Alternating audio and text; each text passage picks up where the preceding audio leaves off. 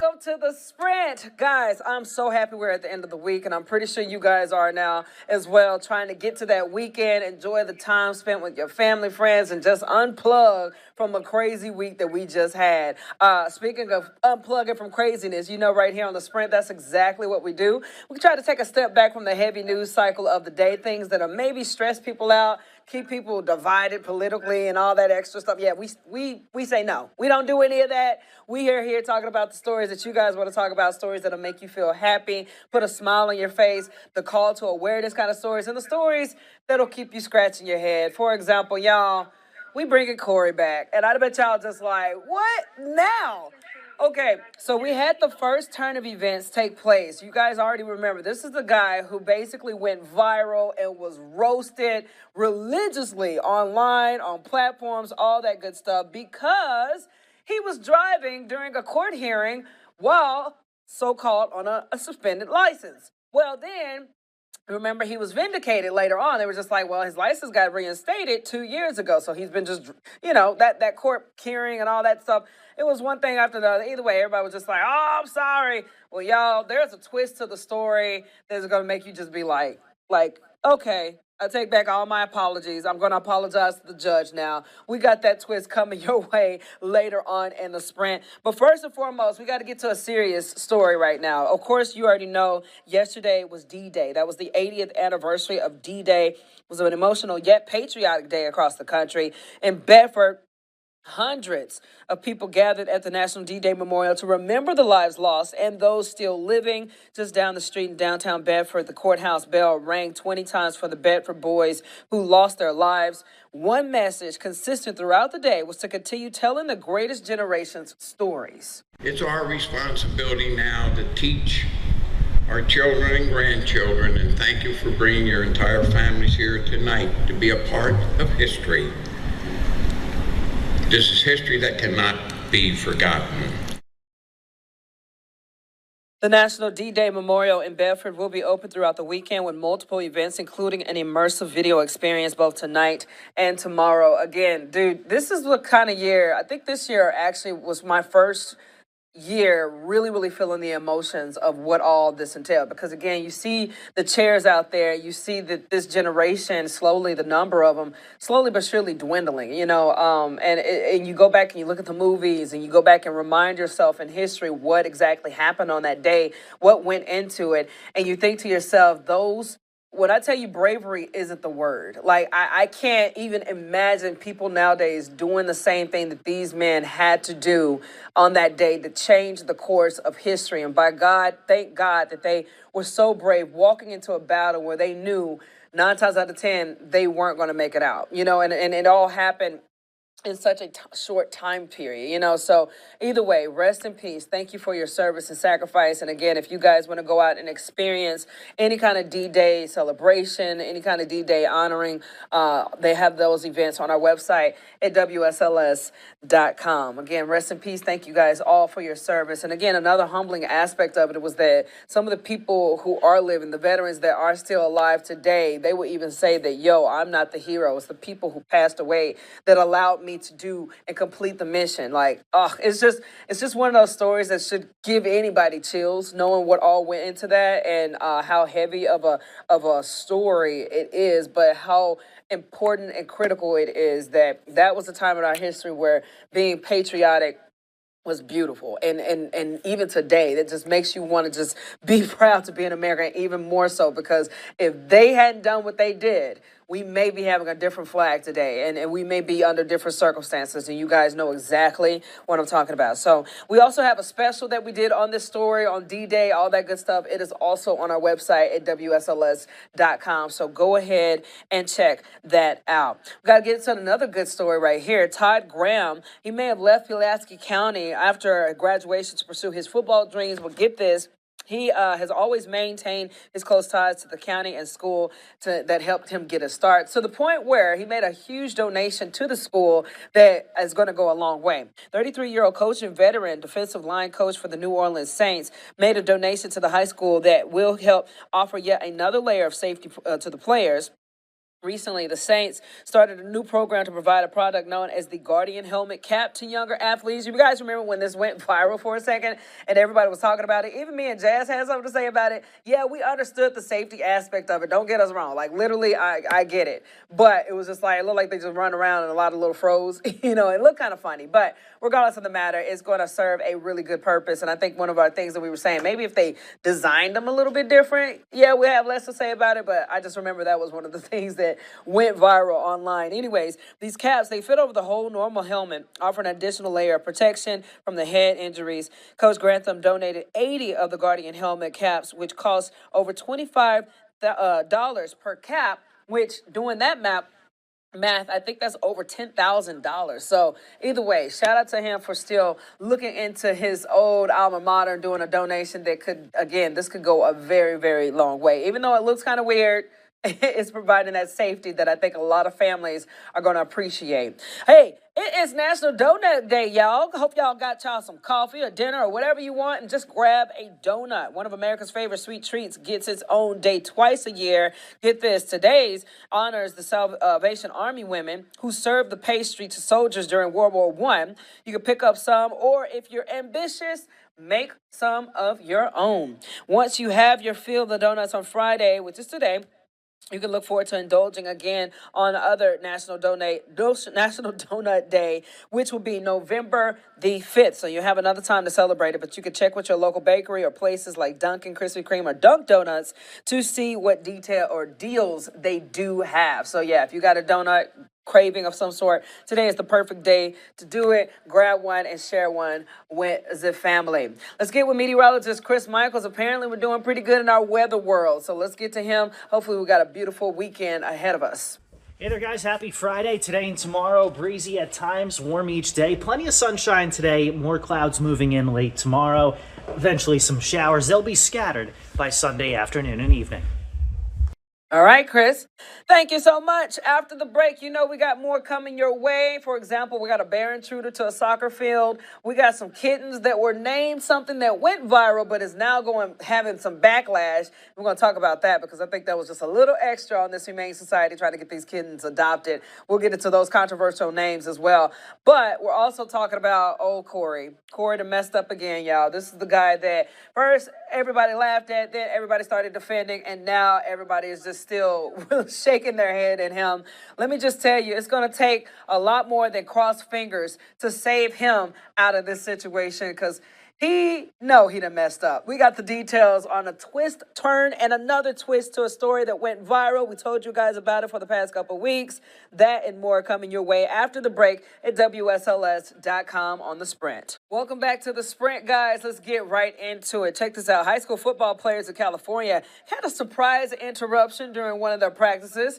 And yes, it's a bear, big old black bear just walking across the field. You can see everybody standing and watching as the black bear moves across. However, this was not the team's first run and an animal approaching the field. Says that this happens every now and then where animals usually cross the field to get back into the woods. So yeah, it's cool that he went viral. I love how everybody's just chilling like this is something they see on a normal daily basis. It probably would make me be like, whoa, that's an actual bear. But it's clear that he's just trying to get home. He probably stayed over somebody's house for a long time, messing around in some garbage cans or something. Was just like, oh, snap, it's daytime. Let me get back home, get back to my woods. So shout out to him and shout out to them, giving him his space to get back to his old home. Now, speaking of animals, guys, okay, this story just makes me kind of, I'm just like, come on now.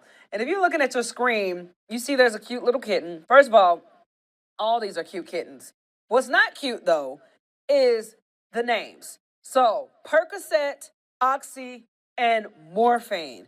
What in the world, y'all? Okay, so obviously these are very addictive prescription drugs going on, but now they're also names of young kittens in an animal shelter in Kentucky. And again, obviously slow is causing some backlash. Animal Care and Control Center in Kentucky shared the Facebook post that published kittens and their names. They say it highlights how local rescue groups are struggling to find homes for the influx of animals. However, some members of the community were upset with the names chosen, and the original post has since been taken down. So my question is, the logic here is just kind of weird. Okay, so Your thought process was that let's name them something that will hurry up and get them adopted. Like we're already struggling to get people to get our animals adopted. So let's name them this. And my thing is, are you playing on the fact that these drugs are addictive? Are you playing on the fact that maybe this is a shock value that's going to make people, jump at the bit to get them? I don't know. I know that some people think it's a joke, and I get it. I'm not the type of person to take everything serious. I don't want anybody out there to be like, come on, it was just a joke. But at the same time, we gotta call a spade a spade. This is kind of making light of a very serious situation that people struggle with. And my thing is that these cats were cute enough to name them anything else in the book. You can, name them human names. People always do that. Like call him Larry. This might be Elizabeth. Let's get old Billy in here. Let's do something like that. But when you go the extra mile to do an advertisement for these kittens, naming them something that, again, has been major issues in our world of addiction, come on now. You have got to have expected some type of backlash on that one. So I don't know. Surely when they get adopted, they're going to be renamed. I already know. And I'm not even sure if this is making people rush to go adopt them. We don't know that full story. But regardless of the matter, next time any humane society out there, anybody out there who are adopting kittens out or puppies out, maybe this should be a little lesson to you that, okay, let's find some better names, Not necessarily inappropriate names. Those weren't necessarily inappropriate, but I think, in the world that we're living in today, that, you could have done something different. And I could tell that this was probably something that they were trying something new that may have grabbed everybody's attention to go to these kittens. And it did. So you succeeded, but in a bad way. Anyways, let's get to this story, guys. Now, this is the story over Corey.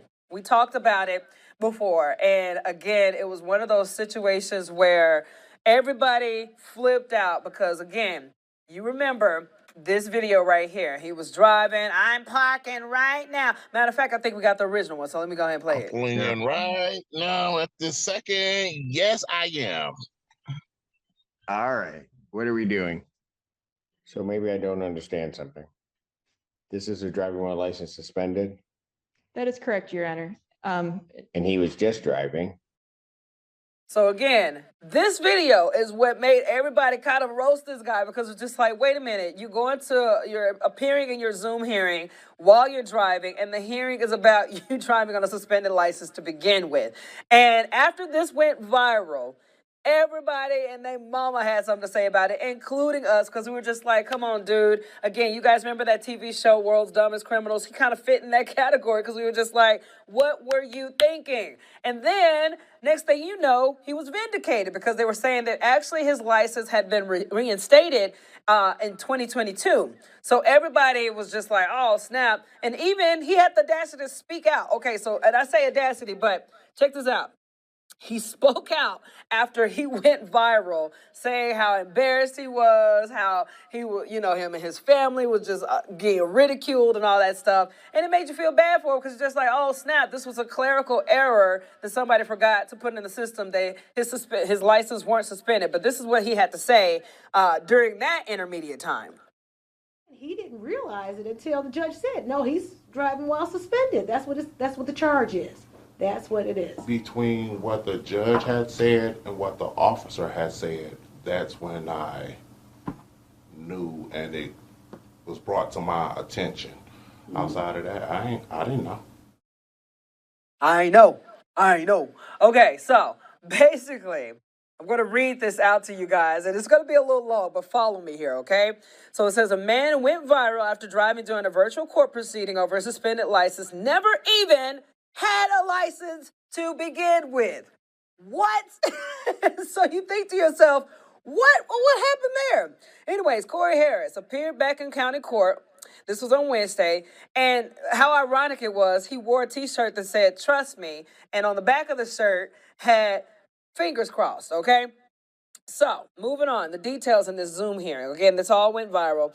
Anyways, the Wednesday appearance came after local outlets reported whether Harris should have been charged with a misdemeanor that stemmed from the October 2023 traffic stop because of an outlet reported the suspension of Harris's privilege to drive in the state was lifted back in 2022. That's not exactly what happened, though, as Judge Cedric Simpson pointed out. At the beginning of Harris's Wednesday hearing, Simpson addressed the comments, some he said were from Harris, who was Corey, stating that the court acted on some type of defective or faulty information, which prompted the court to look into Simpson's earlier ruling. Harris first had his privilege to drive in Michigan suspended in 2021 after he didn't pay child support. Then Simpson said that if Harris held a license in a different U.S. state, he would have been allowed to drive in the rest of the country, just not in Michigan. I'm almost there. Keep following me, okay? Later in 2021, a new clean state law in Michigan lifted the license suspensions for categories including child support cases. Because of the new laws, Harris was eligible to have his driving privileges reinstated.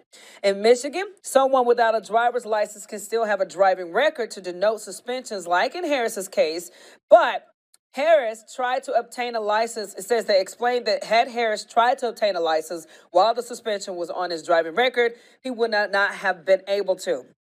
Getting driver privileges reinstated in Michigan doesn't happen automatically, though, noting that Harris did not complete the necessary steps with the friend of the court in Saginaw County in 2022 to have the suspension removed from his driving record. So basically saying that it required Mr. Harris to do something, Simpson said, and he did not do it. So basically what happened is that he had to do a couple steps to get his license reinstated, one, but first, I'm pretty sure that would have been something that flagged us saying that, bro, you don't even have a license to begin with. Anyways, normally the defendant would have been notified that the suspension was eligible to be lifted and that they should report to friend in court, an office that helps court administrator child support cases. In most cases, they would have to pay a fine to receive a release from that release form that they would then have to bring to the Secretary of State office within 10 days to get the suspension removed from their record. So basically, you see there are several different steps he was supposed to take. State of Michigan has no record of Harris doing this, and adding that it is not and has never been the responsibility of the friend of court to transmit these records to the Secretary of State. Simpson, who was the judge, said that the friend of court did nothing wrong in Harris's case. Simpson also said that because Harris didn't do what he was supposed to do, the friend of court had no obligation to send anything on his behalf to the Secretary of State. So there's a lot of mumbo jumbo there that I know a lot of people just like, man, that is too much. It goes on and on and on. Basically, dude was in hot water to begin with, and apparently he had an outstanding warrant on his arrest like years ago. So either way, this dude has been tripping. Like, he's been tripping hard. Says that even if Harris had his driving privileges reinstated prior to the October traffic stop, which led to the misdemeanor that landed him in court last month on Wednesday, he still would have been charged with driving without a license because he never had one.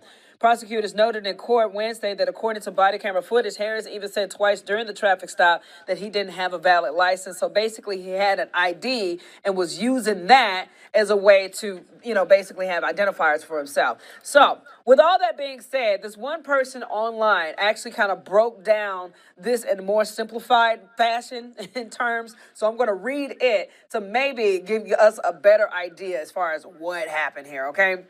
It says that basically, here are the details. This is coming from Jayhawk, okay? Shout out to you for doing your thing and sending a simplified thing, because everybody was just like, what does this even mean? How could you go without having a license? All right, it says, guy didn't pay child support. Driver's license suspension is one of the penalties for not paying child support. In Michigan, laws allow a license suspension even if you do not currently have one. That way, if you try to get one, the suspension can be automatically applied. This dude gets pulled over and doesn't produce a driver's license for the officer. He gets a ticket and a court date. He calls it to his court date via Zoom while driving. Judge looks at the record in front of him and sees that he has a license suspended on his record, orders him to jail. He actually spent 2 days in jail as well. Guy goes on social media and defends himself, saying that he paid child support, so the suspension should have been lifted. New court date, as shown in this video. Judge did some digging. Turns out that the guy didn't pay the court fees to have the suspension removed, so his sob story is bull. But on top of that, this guy never had a license ever to begin with, and the guy is playing dumb about not knowing he had never had a license because he got an ID in December of 2023, which people get for themselves when they don't have driver's license to use as identification. Either way, all that to say, Corey, I take back all my apologies that I gave you earlier, because you know, even if your stuff was reinstated or whatever, you know good and well you messed up. Like, this is just, it shouldn't have happened. And the fact of the matter is that we had this big, huge turn of events. Every time you turned around, either A, people were roasting you, B, people were apologizing, feeling bad for you, and then C, you have the audacity to go out on TV, national TV, to try to act like, yeah, man, you know, talk about, you know, everybody just needs to owe the judge an apology, because at this point the judge he did his due diligence. So let's get Jazz in on this. Jazz, this is one of the craziest things I think I have ever have been in contact with. And I know we always say we wait for the story to develop, and as it develops, new details come out. And these are damaging for him. This is the gift that keeps on giving. Yeah. We learn something new every day. And I was just thinking to myself, if he knew that he wasn't supposed to be behind the wheel, why bring this attention to yourself? Exactly. This all could have been avoided.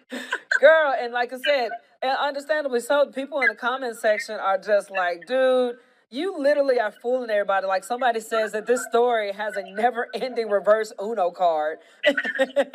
Calling him a train wreck, like all that good stuff. Like, I'm just like, you know, you never know exactly what people are going through or what causes them to do certain things. But like you said, no matter if you were innocent or guilty, don't draw more attention to yourself that don't need to be drawn.